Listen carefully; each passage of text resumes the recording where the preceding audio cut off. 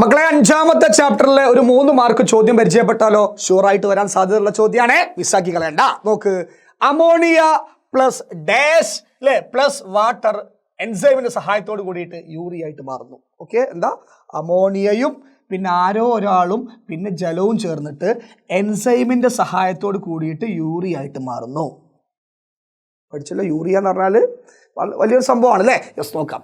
Ammonia plus ആരോ ചേർന്നിട്ട് അല്ലെ, അവിടെ ആരോ ഒരാളുണ്ട്, ഡാഷാണ്, പിന്നെ വെള്ളവും കൂടി ഉണ്ട് കൂടുതൽ കൂട്ടത്തില്, പിന്നെ എൻസൈമിന്റെ സഹായത്തോട് കൂടിയിട്ട് എന്തായി മാറുന്നു? യൂറിയ ആയിട്ട് മാറുന്നു. ഓക്കെ അല്ലേ? യെസ്. അങ്ങനെയാണെങ്കിൽ കംപ്ലീറ്റ് ദ ഇക്വേഷൻ, ഈ സമവാക്യം പൂർത്തീകരിക്കുക. മുന്നും നോക്കാതെ പറയാം, അമോണിയയും പിന്നെ ആരാ? കാർബൺ ഡൈ ഓക്സൈഡുമാണ് ഇവിടെ, കാർബൺ ഡൈ ഓക്സൈഡ്. അപ്പൊ അമോണിയയും കാർബൺ ഡൈ ഓക്സൈഡും വെള്ളവും കൂടി ചേർന്നിട്ട് എൻസൈമിന്റെ സഹായത്തോട് കൂടിയിട്ട് എന്തുണ്ടാകുന്നു? യൂറിയ ഉണ്ടാകുന്നു അല്ലേ? ഏതാണ്?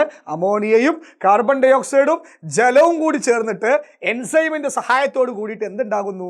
യൂറിയ ഉണ്ടാകുന്നു. ഒന്നാമത്തെ ശരിയാക്കി. രണ്ടാമത്തത് എന്താ? How ammonia is formed. Ammonia രൂപപ്പെടുന്നത് എങ്ങനെ ഈ അമോണിയ ഉണ്ടാകുന്നത്? അമോണിയന്റെ മെച്ചം എന്താ? അമോണിയ ഉണ്ടായി കഴിഞ്ഞാൽ എന്താണ് ഇതിന്റെ ബെനിഫിറ്റ്? നമുക്ക് പരിചയപ്പെടാൻ നോക്ക് കേട്ടുട്ടാ. Amino acids are formed by the break down of protein.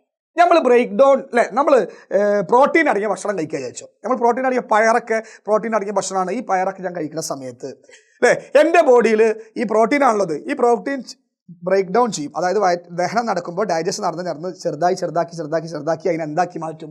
Amino acid ആക്കി മാറ്റും അല്ലെ? അമിനോ ആസിഡ് അല്ലെ? അങ്ങനെ എന്ത് ചെയ്തറിയോ? As a result of metabolic activities of amino acid. അങ്ങനെ എന്ത് ചെയ്തറിയോ? ബോഡിയിൽ ഇപ്പം എന്താ എത്തി അല്ലെ? പ്രോട്ടീൻ എത്തി. ആ പ്രോട്ടീനെ ചെറുതാക്കി അമിനോ ആസിഡ് ആക്കി മാറ്റി. ഈ അമിനോ ആസിഡിന് അല്ലെ നമ്മളെ ബോഡിക്ക് എനർജി ഉണ്ടാക്കാൻ പോവാണ്. അങ്ങനെ എനർജി ഉണ്ടാക്കുന്ന ആ പ്രോസസ്സിനെ വിളിക്കുന്നവരാണ് മെറ്റബോളിക് ആക്ടിവിറ്റി അല്ലെങ്കിൽ ഉപാപചയ പ്രവർത്തനം എന്ന് പറയും. അങ്ങനെ എന്ത് ചെയ്തറിയോ? അമിനോ ആസിഡിൽ നിന്ന് എനർജി ഉണ്ടാക്കുമ്പോൾ അല്ലെങ്കിൽ അമിനോ ആസിഡിൽ നിന്ന് ഊർജ്ജം നിർമ്മിക്കുന്ന സമയത്ത് അല്ലെങ്കിൽ മെറ്റബോളിക് ആക്ടിവിറ്റി നടക്കുന്ന സമയത്ത് അതിൽ നിന്നുണ്ടാകുന്ന ഒരു ഹാംഫുൾ സബ്സ്റ്റൻസ് ഉണ്ട് അല്ലെ? ഒരുപാട് several nitrogenous by product are formed. അങ്ങനെ ഇടക്ക് നമ്മുടെ അമിനോ ആസിഡിന്റെ മുകളിൽ മെറ്റബോളിക് ആക്ടിവിറ്റി നടക്കുമ്പോൾ അല്ലേ കുറേ നൈട്രോജീനിയസ് വേസ്റ്റ് ഉണ്ടാവും. നൈട്രോജീനിയസ് വേസ്റ്റ് ഫോം ചെയ്യും. നൈട്രോജനിയസ് വേസ്റ്റ് അല്ലേ? അതായത് നൈട്രജൻ വേസ്റ്റുകൾ ഉണ്ടാവുന്നു അല്ലേ? അമിനോ ആസിഡിന്റെ മുകളിൽ മെറ്റബോളിക് ആക്ടിവിറ്റി നടക്കുമ്പോൾ ഒരുപാട് നൈട്രോജൻ വേസ്റ്റ് നമ്മുടെ ബോഡിയിൽ ഉണ്ടാവും. ഓക്കെ അല്ലേ? അങ്ങനെ ആകുമ്പോൾ the most harmful among these are ammonia. ആ നൈട്രജൻ വേസ്റ്റിൽ നമ്മുടെ ബോഡിക്ക് തീരെ പറ്റാത്ത ആളാണ് ആര്? വളരെ ഹാംഫുൾ ആയ ഡേഞ്ചർ ആയ വിഷപദാർത്ഥമാണെന്ത്? അമോണിയ അല്ലേ? ഏതാണ്? അമോണിയ. Yes, ammonia. അപ്പൊ എന്താ, ഒന്നും കൂടി പറയാം. നമ്മൾ പ്രോട്ടീൻ കഴിച്ചു, അതിനെ ചെറുതാക്കി അമിനോ ആസിഡ് ആക്കി മാറ്റി. ഈ അമിനോ ആസിഡിന്റെ മുകളിൽ മെറ്റബോളിക് ആക്ടിവിറ്റി നടന്നു, കാരണം എനർജി ഉണ്ടാക്കുകയാണ്. അങ്ങനെ ആകുമ്പോൾ കുറേ വേസ്റ്റ് ഉണ്ടാവും. അപ്പോൾ ആ വേസ്റ്റ് ആണ് ഏത്? Nitrogen waste. ആ നൈട്രജൻ വേസ്റ്റിന്റെ കൂട്ടത്തിൽ വളരെ ഡേഞ്ചർ ആയ ആളാണ് ആര്? അമോണിയ. ഈ അമോണിയനെ നമ്മുടെ ബോഡിയിൽ വെച്ചുകൊണ്ടിരിക്കാൻ പറ്റൂല. അപ്പോൾ എന്താ ചെയ്യാറിയോ? യെസ്. അപ്പോൾ അമോണിയ എങ്ങനെ ഉണ്ടാവുമെന്ന് ചോദിച്ചല്ലോ. അപ്പോൾ അമോണിയ രൂപപ്പെടുന്നത് എങ്ങനെ? അമോണിയ എങ്ങനെ രൂപപ്പെടുന്നത്? അപ്പോൾ സിമ്പിളായിട്ട് നമ്മൾ പറഞ്ഞു, അമോണിയ എങ്ങനെ രൂപപ്പെട്ടു അല്ലേ? ഇങ്ങനെയാണ് രൂപപ്പെട്ടത്. അതായത് എന്താ? അമിനോ ആസിഡിന്റെ മേലിൽ മെറ്റബോളിക് ആക്ടിവിറ്റി നടക്കുമ്പോൾ അല്ലേ, മെറ്റബോളിക് ആക്ടിവിറ്റി നടക്കുമ്പോൾ നൈട്രോജനിയസ് വേസ്റ്റ് ഉണ്ടാവും. ആ നൈട്രോജനിയസ് വേസ്റ്റിലെ, അതായത് നൈട്രജൻ വേസ്റ്റിലെ സംയുക്തത്തിലെ ഏറ്റവും ഡേഞ്ചറായ, ഏറ്റവും ഹാംഫുൾ ആയ ആളാണ് ആര്? അമോണിയ. ഓക്കെ അല്ലേ?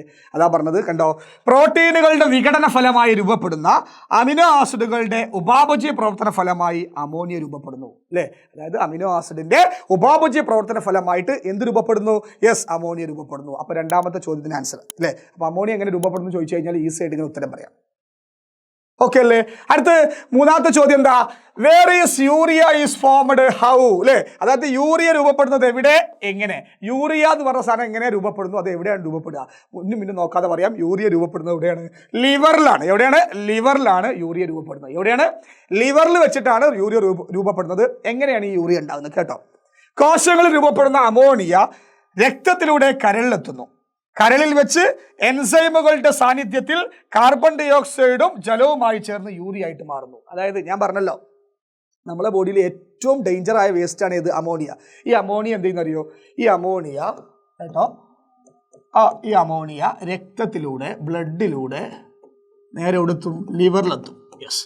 എന്നിട്ട് ഈ അമോണിയ നമ്മുടെ ബോഡി നിൽക്കുക എന്ന് പറഞ്ഞാൽ ഭയങ്കര ഡേഞ്ചർ. അപ്പോൾ അതിനെ വേറെ കോലത്തേക്ക് മാറ്റും. എങ്ങനെ അറിയോ?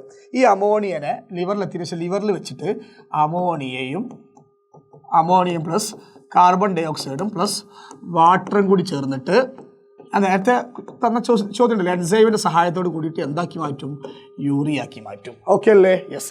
അപ്പോൾ നമ്മളെ ബോഡിയിൽ ഏറ്റവും ഇമ്പോർട്ടൻ്റ് ആയിട്ട് ഇമ്പോർട്ടൻ്റ് പറയാൻ പറ്റില്ല, ഏറ്റവും ഡേഞ്ചറായ, വളരെ ഹാംഫുള്ളായ, വളരെ ദോഷകരമായ ആളാണ് ആര്? അമോണിയ. ഈ അമോണിയ ബ്ലഡിലൂടെ, രക്തത്തിലൂടെ പാസ് ചെയ്തിട്ട് എവിടേക്കെത്തും? ലിവർക്കെത്തും, കരളിലെത്തും. എന്നിട്ട് കരളിൽ വെച്ചിട്ട് എന്ത് ചെയ്യും?